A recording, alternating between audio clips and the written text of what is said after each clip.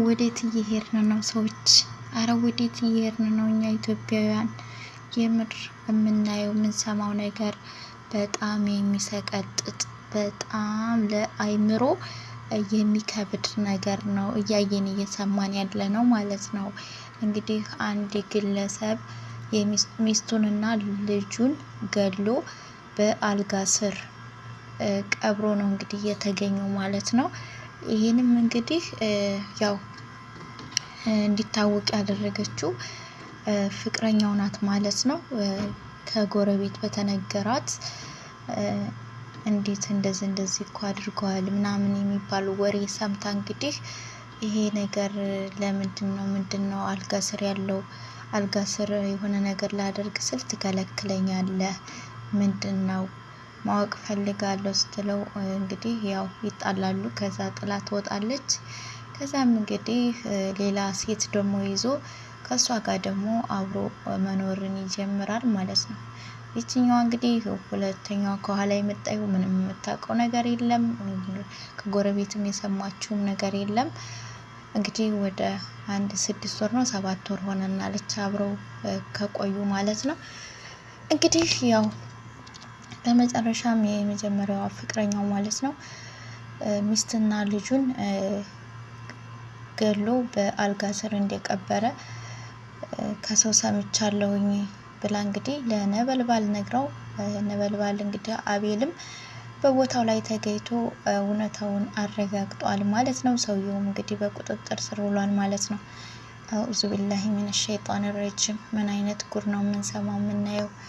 ኧረ ቢስሚላህ ምን ይሻለናል ግን? አሰላሙ አለይኩም ወራህመቱላሂ ወበረካቱ። ውድና የተከበራችሁ የቻናሌ ተመልካቾች ቤተሰቦቼ እንዴት ናችሁ? ደህና ናችሁ ወይ? ሁሉ ሰላም ሁሉ መልካም ከእናንተ ጋር? ከኔ ጋር ሁሉ ሰላም ነው አልሐምዱሊላህ። እናንተም በያላችሁበት ሰላማችሁ ብዝት ይበል። ወጥቶ ከመቅረት አላህ ይጠብቃችሁ፣ አላህ ይጠብቀን። ሀገራችንን ኢትዮጵያን አላህ ሰላም ያደርግልን። ከዚህ ከምንሰማው ከምናየው ነገር ደግሞ እሱ በቃ ይበልልን ማለት ነው። እና እንግዲህ ለዚህ ቻናል አዲስ የሆናችሁ ላይክ፣ ሰብስክራይብ እያደረጋችሁ ቤተሰብ ያልሆናችሁ ቤተሰብ ሁኑ። ሀሳብ አስተያየታችሁንም ኮሜንት ላይ ያስቀምጣችሁ አበረታቱ ማለት ነው። እንግዲህ ያው ቪዲዮውን በመሀል አላስገባውላችሁም። ምክንያቱም አሁን ላይ ዩቲዩብ ጠንከር ያለ ህግ አምጥቶብናል እንግዲህ ስለዚህ ጥንቃቄ ግዴታ ስለሚያስፈልገኝ በራሴ ባየሁት በሰማሁት ለመናገር ስለፈለግኩ ነው ሀሳቤን ማለት ነው። ቪዲዮውን ለማየት ከፈለጋችሁ ደግሞ ቤተሰብ ያልሆናችሁ የነበልባል ማለት ነው ነበልባል ሚዲያ ብላችሁ ሰርች አድርጋችሁ ገብታችሁ ሙሉ ቪዲዮውን አይታችሁ የተፈጠረውን ያለውን ነገር ማወቅ ትችላላችሁ ማለት ነው።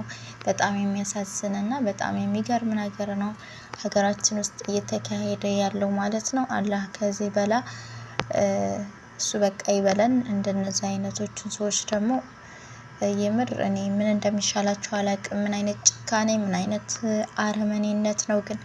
እንዲሁ ምን አይነት ጨካኝ ቢሆኑ ነው ግን የዚህን ያህል ማለት ነው። እንግዲህ ያው እሱ እንዳለው ምንድነው ያለው? እኔ አልገደልኳትም ነው እንግዲህ እያለ ያለው። እኔ ወደ ክፍለ ሀገር ፊልድ ሂጄ ነበር። ከዛ ስመጣ ደርቀው ነው ያገኘኋቸው፣ ሙተው ደርቀው ነው ያገኘኋቸው። ከዛም የሬሳ ሳጥን ተገዛ። እኔ ራሴ ነኝ ምንድነው የሚባለው? እኔ ራሴ ነኝ የምገንዛቸው ምናምን ብዬ ራሴ እንትን ብዬ ሳጥን ውስጥ ያደረኩ መስዬ ባዶ ሳጥን ነው ያስቀበርኩትኝ። ምክንያቱም ልጄንና ባለቤቴን በጣም ስለምወዳቸው ከኔ እንዲርቁ አልፈለኩም። ለዛም ነው አልጋ ስር የቀበርኳቸው። ሁልጊዜም በቃ ከኔ ጋር እንዳሉ እንዲሰማኝ ብዬ ነው እንደዛ ያደረኩት ነበር እንግዲህ ያለው። ያላሳወቅኩሽም ደግሞ ያው አንቺን ማጣት ስላልፈለግኩ ነው፣ እባክሽን ተረጂኝ እያለ ነበር እንግዲህ ሲላት የነበረው። እንግዲህ ቤተሰቦቹንም እንዳላስተዋወቃት ነው እንግዲህ የተናገረው ማለት ነው። እንግዲህ ቤተሰቦቹም ጋር ለምን እንዳላስተዋወቃት ምክንያቱን ስትናገር ነበር። እሱም እንግዲህ ያው በመሀላቸው ያለ መግባባት ነገር አለ እና ያን ያህል ብዙም እሱ ከነሱ ጋር እንትን ማለት አይፈልግም። በውርሱ የተነሳ ቅራኔ ውስጥ ስለገቡ በዚህ የተነሳ እኔንም ሊያስተዋውቀኝ አልፈለገም። በዚህ እንደዚህ ቅራኔ ውስጥ ስለሆነ ከነሱም ጋር ለኔም ጥሩ ነገር፣ ጥሩ አመለካከት፣ ጥሩ አስተሳሰብ ስለሌላቸው አንቺንም ደግሞ እንዲያስቀይሙሽ ሆነ ነገር እንዲሉሽ እንዲያደርጉሽ አልፈልግም በማለት ለኔ በማሰብ እንግዲህ አላስተዋወቀኝም ነው ያለችው። ለቤተሰቦችም ሆነ ለኔም ጥሩ አሳቢ ነው፣ ጥሩ ነገር ነው የሚያደርግልን። ቤተሰቦቼን ያከብራል፣ እኔን ያከብራል፣ ይወደኛል። እንግዲህ የተዋወቁበትን መንገድ ደግሞ ስትናገር እዛ ትምህርት ቤት የምሰራበት ልጆችን ይረዳል ነው ያለችው። እንግዲህ እዛ ልጆችን ይረዳል እና በዛን ነው የተግባባ ነው እና የተዋወቅ ነው እና በጣም ጥሩ ሰው ነው።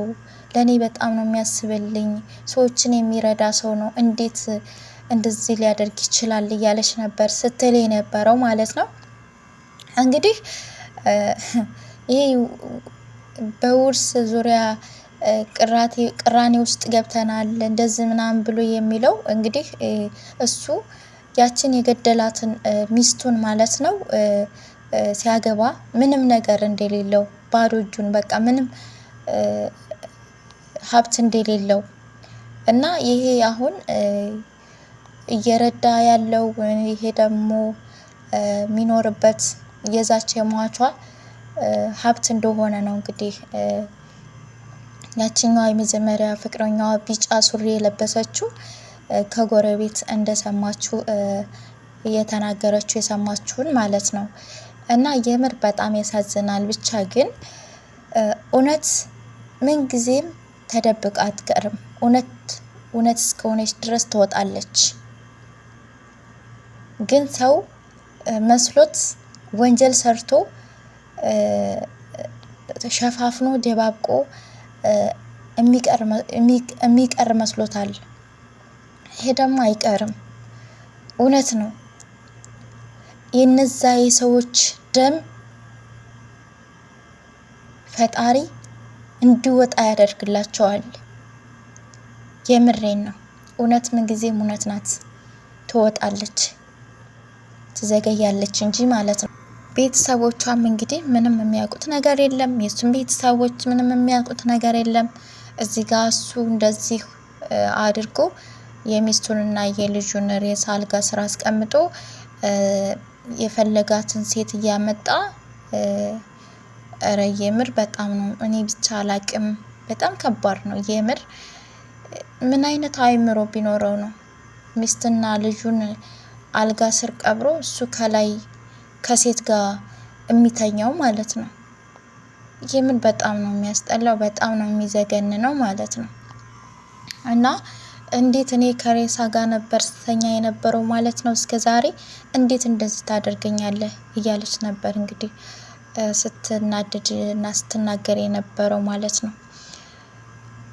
እና የምር በጣም ነው የሚያሳዝነው። እንግዲህ በቃ አንተ ጋዜጠኛ አይደለህም፣ በቃ ሬሳውን አውጥተህ አስመርምረህ እውነታውን ድረስበት። እኔ እዚህ ጋር የቀበርኩት ደግሞ በእኛ በማህበረሰባችን በዛ ባደገበት ማህበረሰብ ዙሪያ ማለት ነው ሰው ሲሞት ራቅ ያለ ቦታ ላይ አንቀብርም። በዛው በአካባቢያችን ባለንበት ቦታ ላይ ነው የምንቀብረው እና ለዛ ነው እንደዛ አድርጌ የቀበርኳቸው ነው እንግዲህ ሰበብ ሲል የነበረው ማለት ነው። ይሄ ሰበብ ነው ምክንያት ነው እንጂ የምር ብቻ ነው ያላቅም። ስለምወዳቸው ሚስቴንም ልጄንም ስለምወዳቸው ነው ከኔ እንዲርቁ ስላልፈለኩ እዛ ጋር የቀበርኳቸው ነው እያለ የሚገኘው ማለት ነው። ስመጣ ሞተው ነው ደርቀው ነው ያገኘኋቸው። እውነት አሁን አሳማኝ ነገር ነው? እኔ የምር እኔ አላመንኩም እንደዚህ ሲል ማለት ነው። ያው እንግዲህ የሚያውቀው አላህ ነው። ሬሳው ደግሞ ተመርምሮ እሱ ይግደላቸው ሌላ ሰው ይግደላቸው እንግዲህ የሚታወቅ ይሆናል ማለት ነው። የምር እንደ ነበልባል ያሉ ጋዜጠኞች ሺህ ዓመት ይኑሩ፣ ባሉበት አላህ ይጠብቃቸው። እውነት እንዲወጣ እያደረጉ ነው ያሉት። በሄዱበት ሁሉ አላህ ይጠብቃቸው ነው የምለው።